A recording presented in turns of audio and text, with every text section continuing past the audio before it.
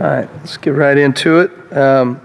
Very fun victory, very fun win against Rutgers this past weekend, and first Big Ten victory. Really, when you put all the work and effort that I thought our guys did a really good job over the bye week, and then getting ready this past week to go execute at a high level to start the game in the way that we did. And then it just seemed that we continued to put the pressure on them and did a good job of executing our keys to victory. We said the first thing that we needed to do was to execute with a high sense of execution and a high sense of energy. I thought we did both those things. Our guys played with swagger and confidence. They played with a very high level of execution. Thought we did our job really well. Thought we were in the right place, got our cleats in the ground, and played very fast because of that. We wanted to create 8+ game changers, which a game changer for us is a 3 and out, a takeaway, a 4th down stop, a sack. We were able to get 16 of those total, so certainly well above what we even thought we may need to do in the game, and that was very fun. I think we had 1 takeaway, 1 touchdown, 1 4th down stop, 6 sacks, and then 7 3 and outs. Had our third key to the victory. We said we needed to be a dominant defense on situational downs. Obviously, the third downs, keeping a team 0 of 11. That's a pretty special thing to be able to do that. Usually, somebody converts at some point in the game on a third down. So to hold them out 0 for was a big deal. 4th down, they were 0 for 1, and then no red zone opportunities and no opportunities in 2 minute either. 1 penalty, gave up 2 explosives, both off of misfits, things that we just didn't do a good enough job on. Thought we did a good job of cleaning those things up on the sideline and getting our guys ready for the next series. When they came back to those plays, we were ready for them and knocked them out. As we talked about, 5 total loafs among the entire group, and 4 missed tackles for 30 yards after contact. It was really one big play, the quarterback run. It was just more of a misfit off of our guy. He took a bad angle, and they got some yards off of that. But certainly very excited about what this young defense is doing moving forward. I think we're continuing to grow. We just need to continue to keep focus on us and take steps in the right direction as we move forward to Maryland. As we think about Maryland, I think this is a very athletic football team, a group of guys that have shown that they can create explosive plays both in the run and the pass game. I think their quarterbacks do a really nice job of staying on pace with some of their throws, particularly in the RPO game. Certainly one of number 3 is a dynamic athlete as well as a runner, so I think we always have to be aware of that. And then, of course, their stable of running backs between Javon Leak, Anthony McFarland, and then Tayon Fleet Davis. All 3 of those guys, I think, are very explosive running backs that have shown that they will create big plays in games if you misfit 1 or 2 things. And so I think our emphasis has to be high level of execution, do our job, get them to third down situations, and really try to keep the pressure on them as best we can. So like their team, think they got a really good team. Think they do a nice job schematically of finding ways to get their athletes out in space, and this will be a good challenge for us. Questions? Coach, it seemed like Marcelino had a good game on Saturday. Can you talk a little bit about his play, not only then, but through the course of the season, and how important a high level of his play matters to your defense? Well, I think, obviously he's one of the 11 bodies that represent the Swarm D, and so I'm not trying to give you coach speak in that, but we are good when all 11 bodies execute at a high level. Certainly, I think for his position out there on the perimeter, it's critical that we take away a lot of teams' perimeter RPO game. Anytime the ball bounces out to the field, he does a good job with just putting things on the ground and not giving them anything out there in space. And then just taking advantage of his athleticism as a blitzer, finding creative ways to get him closer to the box, whether we're blitzing him, whether we're fitting him back in the run, just trying to get him active in our scheme.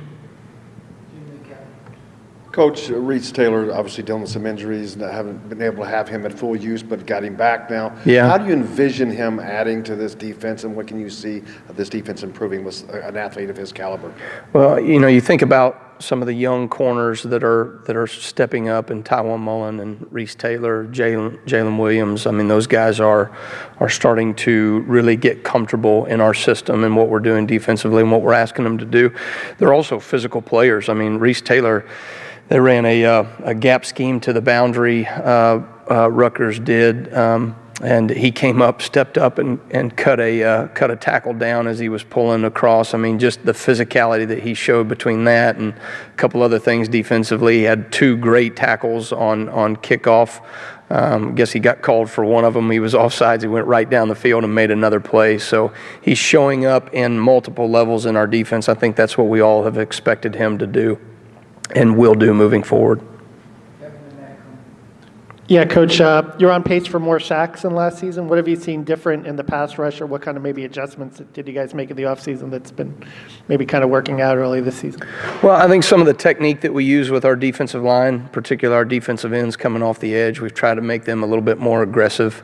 I think we've done that. We've created not only sacks but pressure in the backfield, and to get the quarterback off the spot. Anytime, I'm telling you, you got to define what. Okay, a sack is great, right? But what is a win in terms of pass rush in the backfield? And anytime we can get the quarterback off his landmark spot where he was supposed to drop, or if we can take away his vision, be it crushing the pocket down to where he cannot see where his first open lane throw is. We're getting some sacks and pressures, but even more so, we're taking away quarterbacks' throwing lanes, which I think is why we've seen such a limited production in the passing game over these last few weeks. You guys only allowed 1 passing yard against Rutgers. Have you seen anything like that in your experience? And what went right to only have 1 passing yard allowed? No, I mean, anytime you can, I came off the field, my dad was out there, and we were looking through the stat sheet when we got home, and I guess he figured up that it was something like 3.6 inches per pass or something like that. So anytime you can measure passing yards in inches, that it was probably a pretty good day in the passing game. So I do challenge Coach Teagarden and Coach Shelby, if they can keep us on path to maybe 1 or 2 yards, we'll be in pretty good shape the rest of the season. You've kind of talked about it a little bit, but Maryland's quarterback situation, you got a guy who obviously has played a lot more kind of prior to this season. Mm-hmm. Now he seems to be back in the frame because of injuries and things. What's the blend in looking at kind of old film of what he's done over his career to try to get a sense for how to scheme against him, but then also trying to get a sense for what Maryland is doing under a first-year head coach in Mike Loxley, and how do you maybe make those two things meet? You always go back and you look at some of the things you did, but what they did under Matt Canada was so different from what they're doing now that it's hard to sit there and say, okay, well, they're going to do those things. I think Mike Loxley is obviously a great offensive mind. I think he's very confident in what he wants to do and the direction they're moving the offense moving forward. So I would imagine, just in the games that I've already watched and seen, I think they're going to do what they do. But I do think that Tyrell Pigromi gives them an option as a more running threat. Not that 17 didn't run the ball, but certainly he is very elusive. I think he can create explosive plays, and that's one more athlete on the field for them to create explosive plays downfield. So I think they're going to do what they do, and yet at the same time, I think we always got to be aware of what a specific player's skill set is best. You guys talked about before the season, Jerome Johnson limiting his snaps just to keep him fresh. Obviously, you lost a guy on the defensive tackle spot. So how do you like the depth at that spot right now, and have you been able to kind of keep him at the reps you want to keep him at? Well, in the game the other day, against Rutgers, obviously we didn't have to overwork him, and that's the nice thing is going halfway into the season now. We're 6 games in, and we're relatively healthy across the board defensively, which is a really good place to be right now. Obviously, considering the landscape of college football, and you see some of the injuries and people that they're going without. Thought C.O. Nofo has just done a phenomenal job of stepping up. I think he is the dynamic player that we thought that he is going to be. He's continuing to grow grow in that role. And so certainly he's kind of stepped up as another interior guy that we've seen that's done a nice job. But Jerome's Jerome, and we seem to, whatever he needs to do, we get it out of him. And he's a guy that just continues to do good things out there on the field. With Michigan State kind of a few weeks in the rearview mirror now, as you kind of assess your first game on the road in the Big Ten as a defensive coordinator, what did you kind of learn about that experience, and how can you apply that going forward in terms of your own coaching and also getting your team ready for a road Big Ten opponent? Yeah, good question. I think for us, especially coming away with that with a bye week, you know what I mean? So we get to kind of go back and not just look at the Michigan State game, but as a whole, what do we do well? What do we not do well? What do we need to improve on? A lot of it is just getting the rep base for our young guys in the roles that they're in right now. I think a Tywan Mullen playing the nickel position for us on third down. You go back to the Michigan State game, we actually did a pretty good job in the run game, did a good job on first, second down. A lot of the third downs, you get one or two of those third downs back, and that's probably the difference in that football game. And so a lot of it you see is the execution and the critical situational defense. Here we are sitting in a pretty good place as a third down defense, and yet at the same time, there's things that we could have done. You referenced the Michigan State game specifically, that if we execute a little bit better on one or two of those situational downs, it's the difference of the game. 2 minute goes along with that as well. Coach, against the Maryland team that can create so many explosive plays, and Coach Allen talking about the positioning issues and the defense back with the Ohio State, Michigan State, how big of a focus is it to make sure those run fits are crisp and make sure the defense, the young guys in the defense are in position on the road against a team like Maryland? Yeah, I think, anytime you can execute your base run fits and continue to not give them anything explosive in the run game, then you can start taking advantage of the passing down matchups. And certainly to this point in the season, I think I like the way that we've attacked passing downs, third downs, all those things. I think if we can get this team to those situations, I think we'll be in good matchups, and I think that we can do some good things against them.